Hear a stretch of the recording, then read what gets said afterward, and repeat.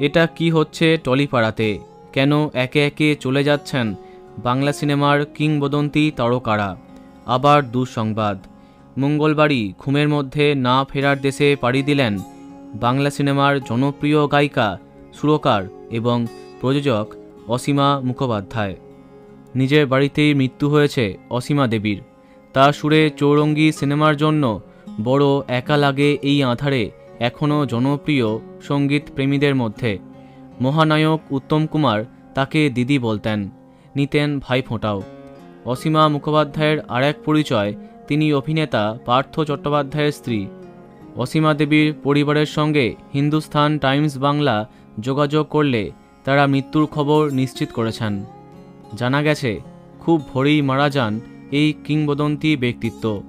গত কয়েক মাস ধরে তিনি ছিলেন অসুস্থ, পার্কিনসন্সের সমস্যায় ভুগছিলেন। কার্ডিয়াক অ্যারেস্ট কেড়ে নিল টলিউডের এই উজ্জ্বল ব্যক্তিত্বকে।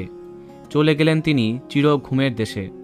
গায়িকা, সুরকার এবং প্রযোজক হিসেবে দীর্ঘ সময় ধরে কাজ করেছেন অসীমা মুখোপাধ্যায়। বিয়ের আগের পদবি ছিল ভট্টাচার্য। অসীমা দেবীর অধীনেই উত্তম কুমার কাজ করেছেন চৌরঙ্গী, মেম সাহেব, বাঘবন্দি খেলার মতো কালজয়ী ছবিতে।